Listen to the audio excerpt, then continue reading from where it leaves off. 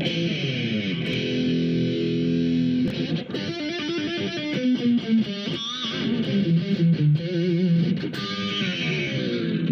right, welcome everybody to another exciting episode of Eat Stark Naked. And today we are going to find out all the hype about supposedly the best steak seasoning you can use. I've never tried this. I've only heard it from other buddies. And we're going to be getting into that here in a second. But first, we want to go over a little bit about steak and how to cook a good steak. I know lots of people at home have been slaughtering, no pun intended, their steaks over, time and whatnot. And there's a million ways you can always cook something, but today we're going to give you the stark raving rundown and give you some tips. But first, we've got some cool food for thought. The first beef cattle arrived in the United States via Mexico in the 1500s. There's also over 800 types of beef, and that cows can also see 360 degrees and sleep standing up. So pretty wild little tidbits here that you might have not known. So let's get into steak in itself. First off, there's 2 points that every person should know. A steak to be sold to you only needs to be inspected. And by the way, you probably enjoy my Baby Gap cooking table here that I got on Temu. Again, nothing's ever the right size. But back to steaks here. If I walk into a store and I buy a steak, that steak just needs to be inspected. So when you look at meat, whether it's being processed and you shot and killed it, you're always going to need a U.S. inspection stamp, okay? Now, meat to be graded, okay, that is not mandatory. It's not illegal. Actually, beef processors and ranchers need to actually pay to have their meat graded. And there's a couple different tiers. The top one is going to be prime beef. The one right underneath prime is going to be choice, which is what we're going to be using here today. Underneath that is going to be select. And then the bottom of the barrel is standard. So how do they rate these or grade these pieces of meat? Well, it's all done by the fat and the marbling. The more fat, the more marbling, the more white you see, the better the quality grade that the cow receives. Now, also last but not least, for a cow to be called an Angus, it needs to, I believe, to be over a year old, and I believe the color of the cow has to be black of all things. If you want to read more about that, you can Google it, check it out online.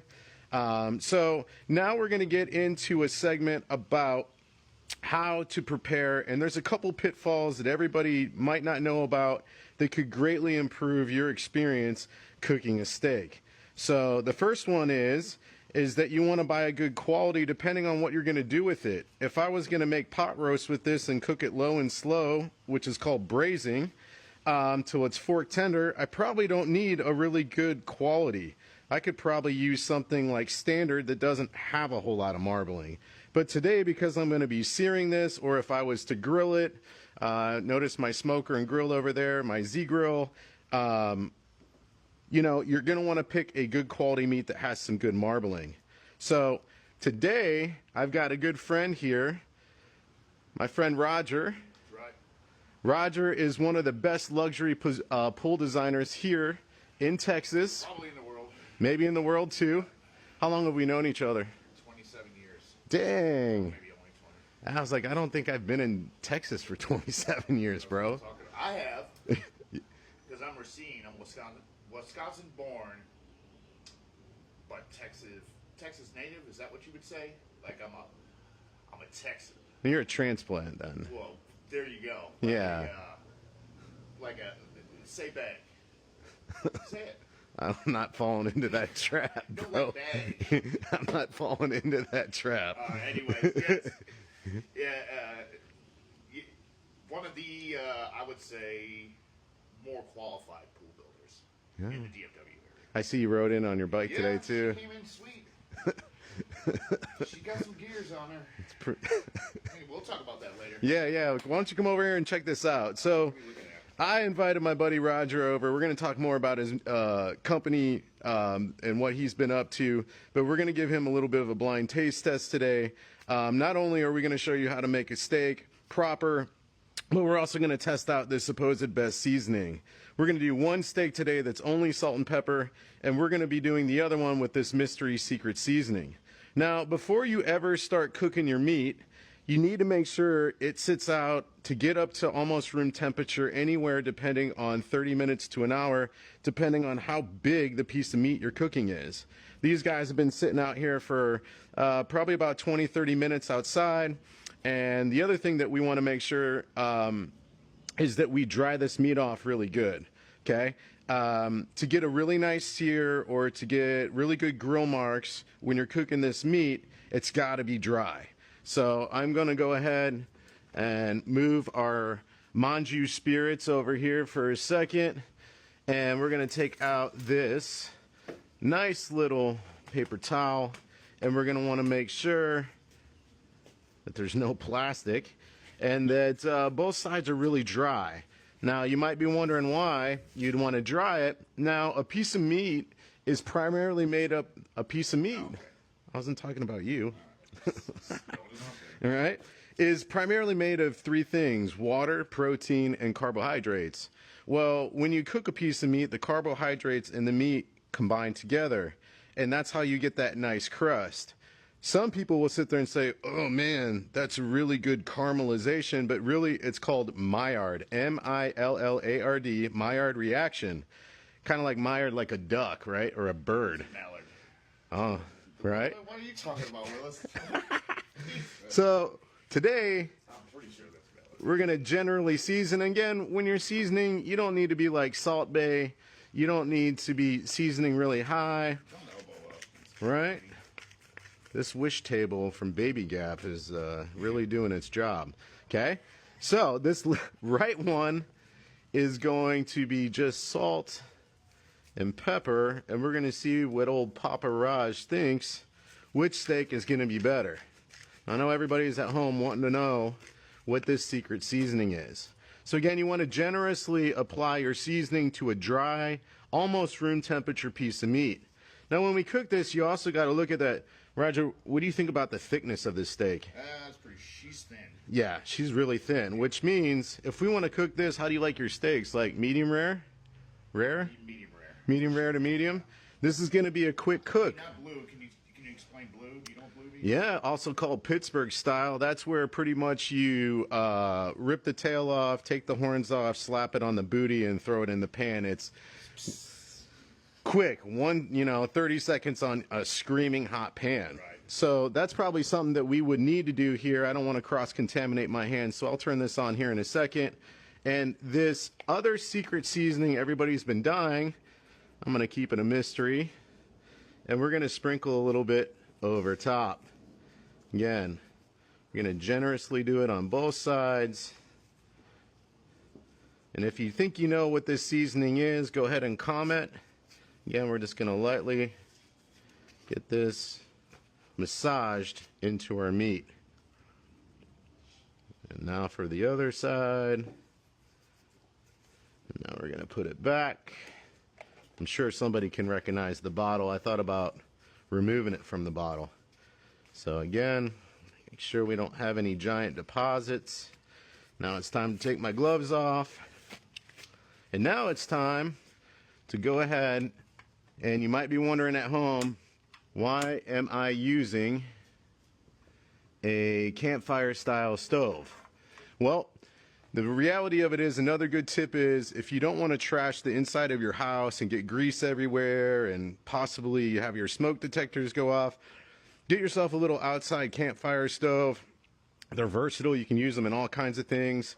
This way, they say happy spouse, happy house. Right. And that's definitely the case here. So today, again, if you want to make this at home, oh, by the way, here's another great tip.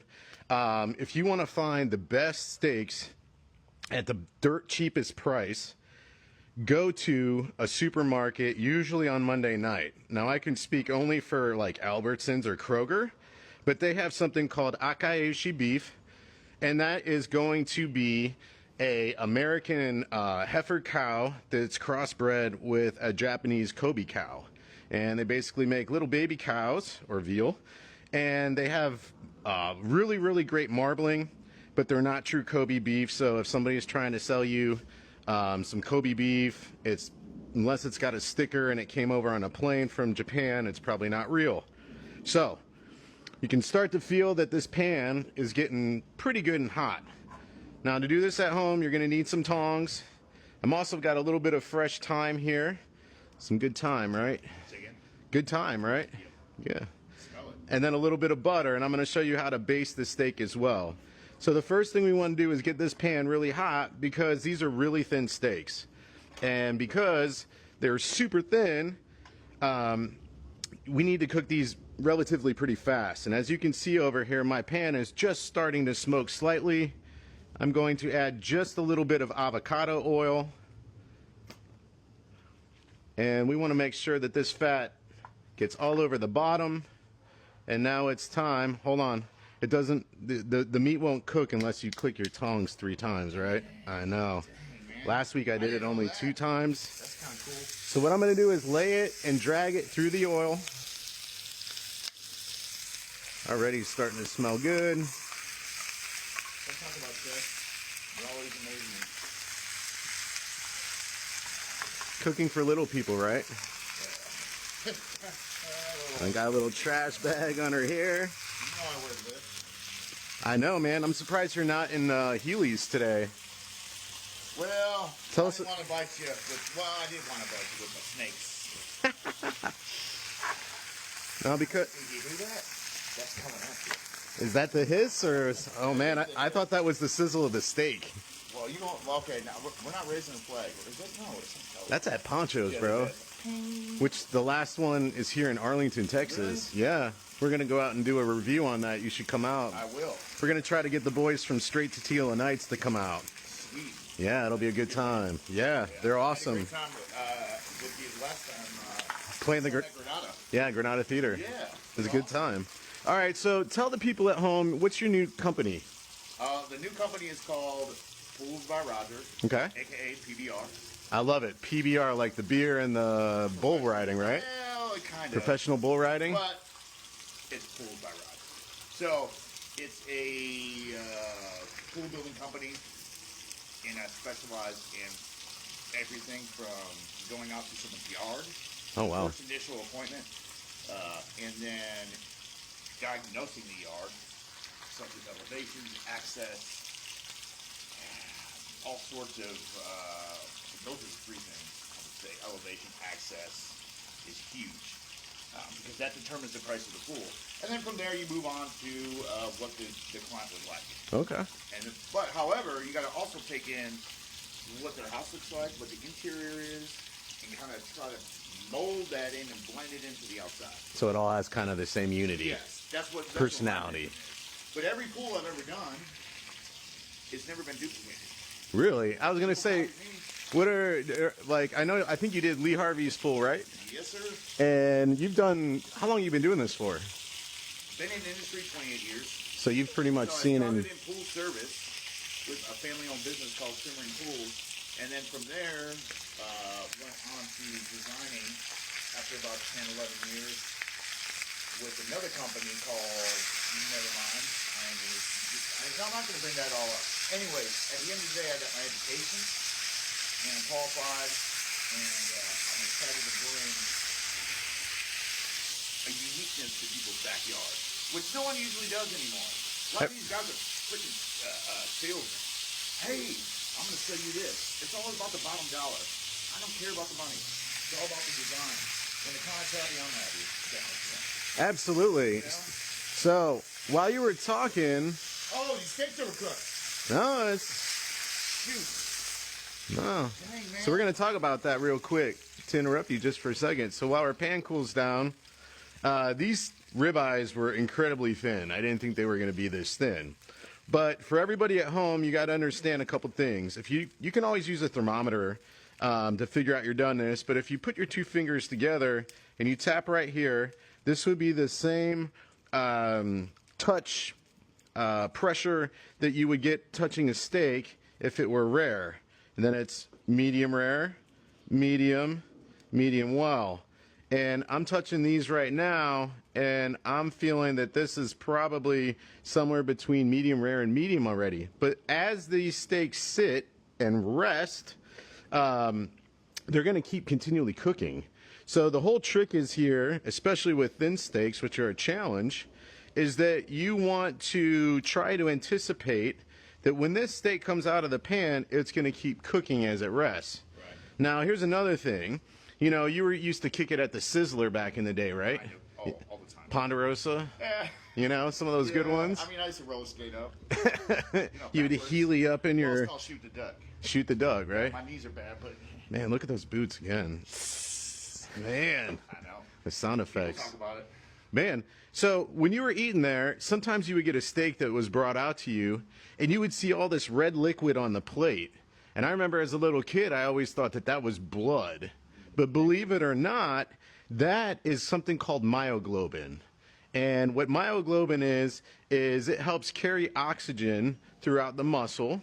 And if you do not let your steaks rest properly and recirculate and reabsorb, then that myoglobin is released. So the next time you're sitting out there and your steak comes out and it's got this red looking blood on the plate, one, that's not blood, and two, it means the guy in the back probably didn't let the meat take a little rest, right? Nappy time. Nappy time, right? So how do you know when your steak has rested enough? Well, it should be slightly warmer than the touch of your body. Some people will say 8 to 15 minutes, depending on how thick this is. I can already touch this right now and feel like it's starting to get a little bit cooler. So I'm going to clear off my little table, literally. Yeah, the LT, man. And what we're going to do here is we are going to figure out which one of these ribeyes tastes better. All right. Okay? Now, the one on the right was the salt and pepper, and the one on the left was the secret seasoning. So, today our goal is to figure out, and again, for anybody at home, see your local butcher. Most grocery stores just don't really give you monster thick steaks. And if you're not into having a lot of marbling or fat, you are going to, yeah, these are almost medium right now. Put it off to the side because my back is turned. Here you go, try this first one. I don't know which one it is. I know. You're probably, what's my wrestling name? Eclipse, because your lats are so huge, right? Thank you. Man, look how thin that is. I'm disappointed in myself. This is like medium well steak. Told you, man. Tooth.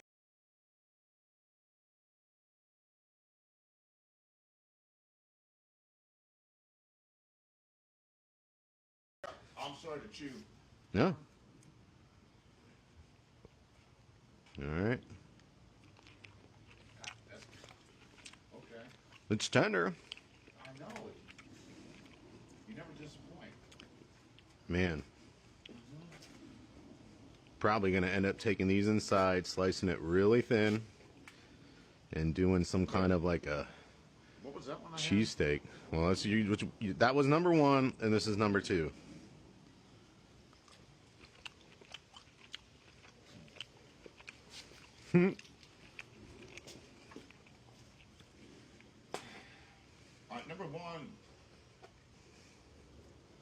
Number one had more flavor. Yep. Number two was More meaty tasting. juicier. Juicier. Try that. That's number two again. For sure.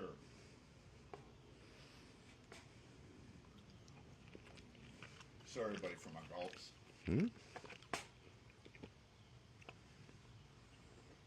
Yeah. Here's number Hey, one. man, hold on. I know. Gotta savor the Brushing flavor. the palate. All right. And you know I'm Russian, too. Always Russian, Jeremy. Oh, you are. You're a lot of things. Your best bud, man. You are, man. 20 plus years. My back tat of you. Oh, yeah. You flex it, the mohawk moves up and down. Pretty good. Yeah, like a peacock. No. Man, I'm going to have to go with number one. I thought number one had better flavor. This one, Right. number two was juicier. Number one. Number one. Yep. So, number one was the secret seasoning. Dang it, I knew it. What the heck? This ain't no joke either. What the heck does that say? Chicken bouillon? Yep. Not beef bouillon, chicken bouillon. Chicken bouillon is the secret seasoning we used, and everybody on the internet has been saying, man, you gotta try it, you gotta try it, you gotta try it. The second one was juicier. Yeah. Chicken. What the heck is what? Yeah. You're not supposed to combine them. I know, you're crossing chicken. Yeah. Hey, watch out for the cops. I don't want to see you get pulled over. Well, I'd rather go. Speed ticket, right? I got a flat on the way. I can see. And really, yes. No, I completely agree with you, Patrick. Chef, I should say. Oh man, we're all relaxed today. What was it? You got to be down with OPP. Yeah, what's that? Old Professor Pat? Yeah, old Professor Patrick. Old Professor Patty. No, this We got to get T-shirts now that say I'm down with OPP. I'm old, kind of not. Now, for some of the people sitting at home checking this out, you notice the fresh thyme and the butter still over there. Generally, once you flip your steaks over, you can add in your butter and your herbs, and you can baste it. These guys were so thin, we didn't have time. You didn't need it. We didn't have any time. Get it? No, I didn't. Can you do it again? Oh, well, third time's the charm, right? I'll stop it. It's time for me to leave. Right? Well, I was gonna say, man, let's Oh, time machine. If y'all don't know what a time machine is, let's talk about it. It's called TYME. that's from the great That's Wisconsin. Great stuff. North. Yeah. I'm not even going to tell you what it is. You can look it up. It was like the first TY ATM. No, it's not. That's what I do. Wasn't it in the movie Tron in like the 80s? No, it's when I moved down to Texas, and then went through a drive-through, and I said, "Where's the nearest time machine?" That's all I'm saying. They were looking at you like you're What are you nuts. talking about? I see you pull some money out. Anyways. Hey, okay. you got a new website too, right? If somebody wants to It go will check be. out a pool, you were just on the phone earlier, man. Well, the website's under construction. So Okay. it will be poolsbyroger.com. The phone number is going to be 940-77-POOLS, Very cool. right? And the office is going to be located in Fort Worth, kind of off of Golden Triangle, Okay. Haslett area, in a really unique area called the kind of Design District. So that's all happening very, very soon. Very cool. And I'm excited about it. I'm ready for people to contact me and get excited about a pool, their backyard. Not only pools, I'm talking pavilions. A pavilion would be, if you look over there and you see it's covered, it's got shingles. Oh, yeah. That's called a pavilion. And then a pergola would be right across there that is slatted, right? Yep. And then you also have outdoor kitchens, you have sunken fire pits, you got negative edge pools. There ain't nothing I ain't scared about. Qualify for it all.